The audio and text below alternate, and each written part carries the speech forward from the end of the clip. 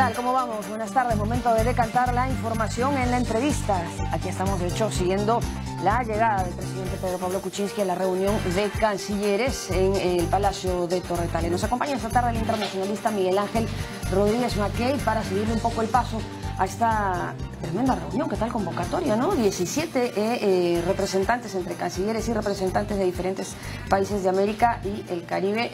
17 me parece un número alto de 35, pero sí. ¿Qué efecto real tiene esta reunión y a los alcances a los que se pueda llegar en la misma en los que dirigen Venezuela? ¿Cómo estamos? Buenas tardes, bienvenido. Rocío, buenas tardes. Sí, tú lo has dicho, es una reunión importantísima para el continente. Ajá. No suelen reunirse los cancilleres con habitualidad, sino cuando, por ejemplo, los reúne la OEA, lo reúne el UNASUR o cualquier otro mecanismo. En este caso es una reunión convocada de plano por un acto de la diplomacia peruana, el acto unilateral del Estado peruano.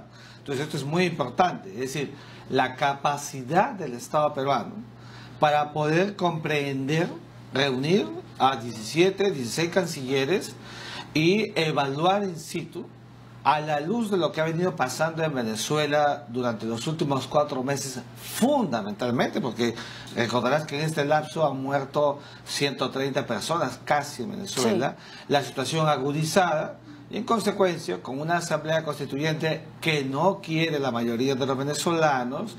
Hemos visto que en las últimas horas incluso un levantamiento militar frenado por el... Claro, el fin de semana, ¿no? La Operación David, de pronto. Entonces, esto ha llevado a que el Perú, que ya tiene una posición desde que asumió la presidencia el presidente Pedro Pablo Kuczynski, hay que decirlo también.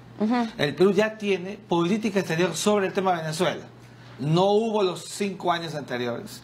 Entonces, estamos primero llenando el vacío de la posición de una política exterior peruana respecto a lo que acontece en un país de la región.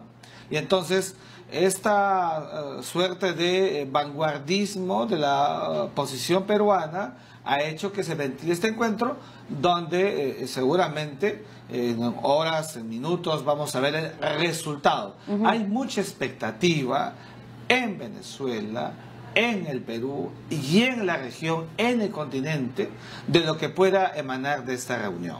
Entonces, ¿qué cosa podría, digamos, soltarse como una consecuencia del conjunto de los estados que están ahora en Lima, de los cancilleres? Primero, lo categórico desde un plano jurídico-político, hay que decirlo.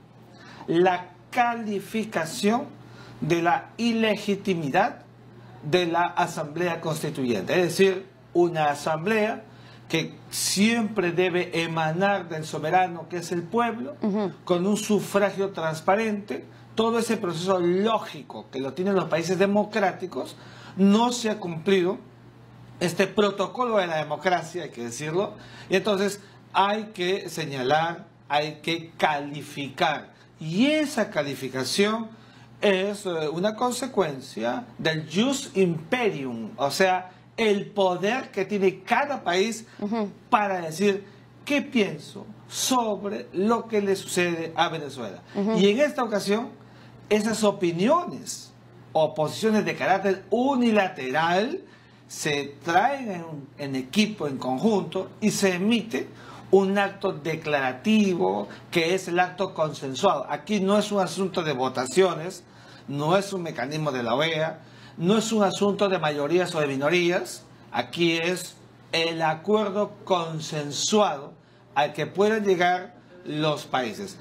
Te digo más, la naturaleza del encuentro, en consecuencia, nos está diciendo que podría haber una posición maximalista.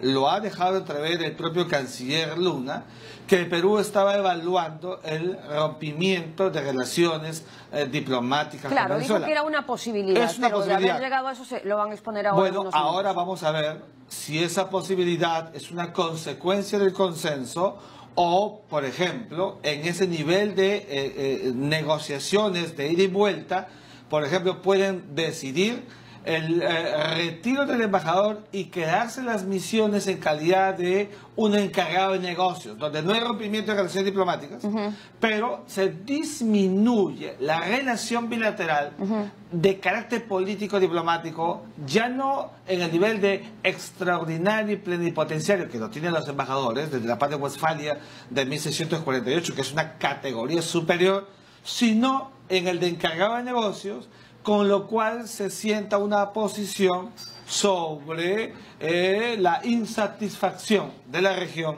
por lo que está pasándole in situ, ad hoc, a Venezuela.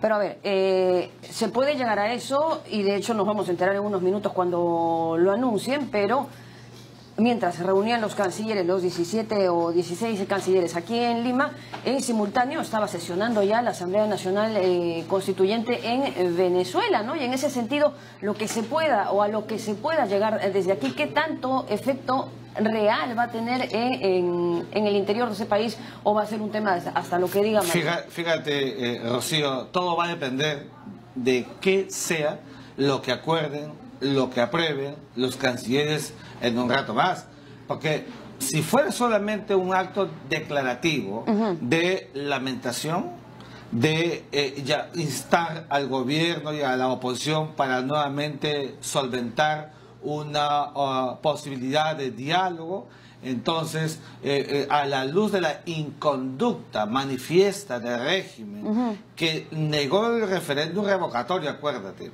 que ha pisoteado a la Asamblea Nacional legítimamente constituida el 6 de diciembre del año 2015. Entonces hay una inconducta manifiesta y con una Asamblea Constituyente, evidentemente Maduro podría, entre otras cosas, hacer caso omiso a lo que se puede acordar en Lima.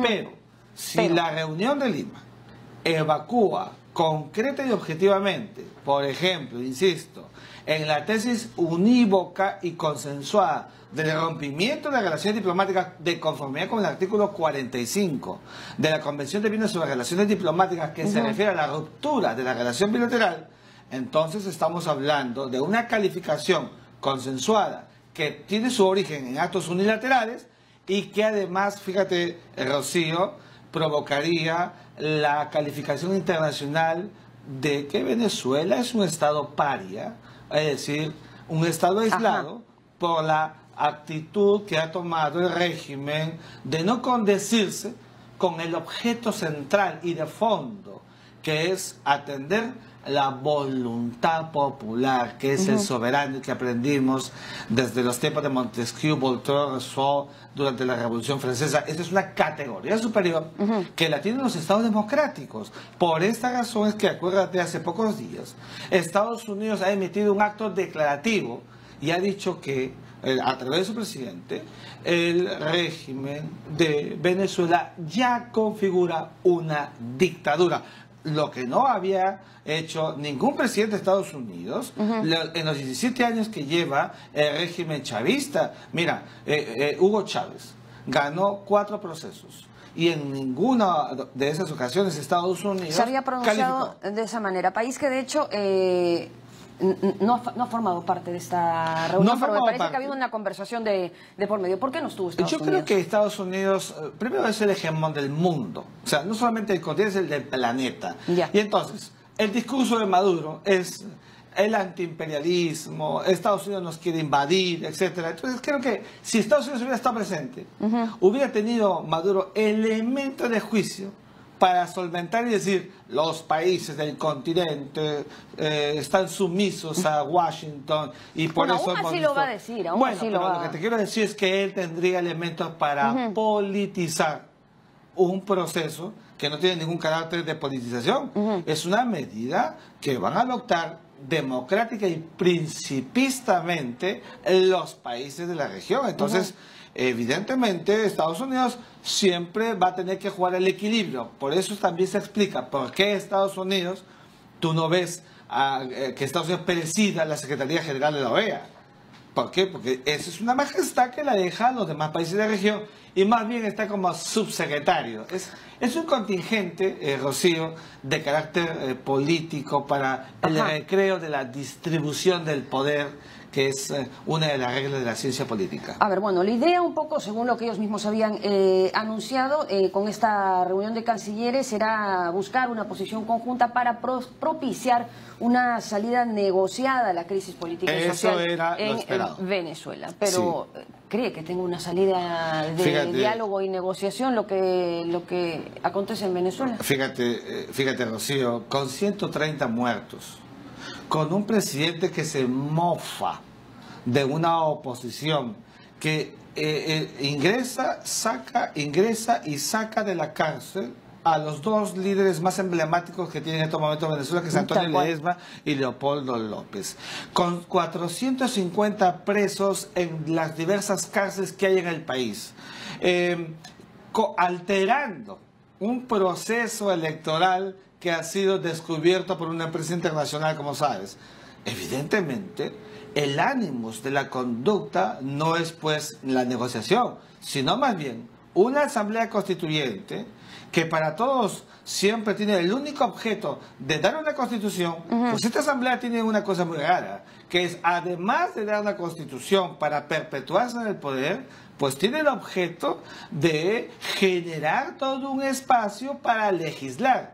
Las asambleas constituyentes no son los parlamentos nacionales, no son los congresos. Bueno, eso es por decir algo de tantas irregularidades que tiene esta nueva institución. Está la primera dama allí, también está el hijo del presidente.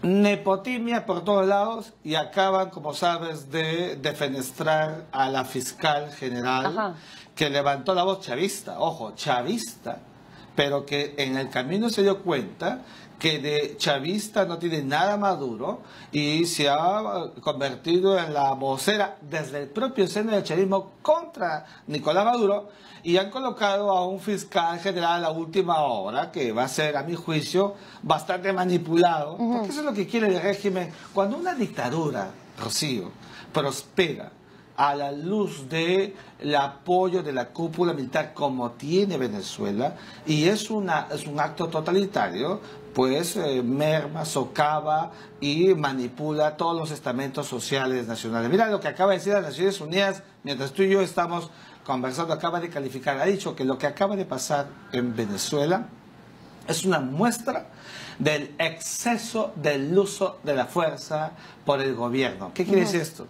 Como sabes, los gobiernos tienen derecho de hacer uso de la fuerza legítima, que es el imperio coactivo, la fuerza coercitivo, la amenaza del Estado. Por eso tenemos policías, por eso tenemos militares que cuidan, por eso pueden usar armas. No, pero ya es un exceso, un desborde, ya es lo siguiente, ¿no? Así es el acto anarquizado que produce abuso del derecho y que por lo tanto está al margen de lo legal. Y ahí es donde viene el cuestionamiento a un régimen que se impone justamente por las armas, con las armas, amenazas, y haces lo que quieres. Quedamos atentos entonces a lo que se exponga con el término ya de esta reunión de cancilleres y representantes de 17 países, pero para terminar, el negociado final violento. ¿Cómo lo ven? Me temo, yo soy un aspirante, como aprendí de mi maestro Gonzalo Fernández Puyó en la Cancillería, en la Sociedad Peruana de Derecho Internacional, que hay que tener siempre ventanas abiertas. Pero soy un aspirante de la democracia y de la paz. Pero me temo, Rocío, que por la naturaleza de todo lo que viene aconteciendo, que es siempre hacia abajo, radicalización de procesos, vamos a expectar fases violentas en Venezuela, más de las que incluso ya hay, pero que no salen a la luz, que son mecanismos teledirigidos, manipulados por el régimen de Nicolás Maduro. Bueno, nos preparamos entonces para lo que parece va a ocurrir. Muchísimas gracias por haber participado en la entrevista esta tarde. Ha sido el internacionalista Miguel Ángel Rodríguez Macri. Nos vamos a la pausa. Regresamos con más en minutitos.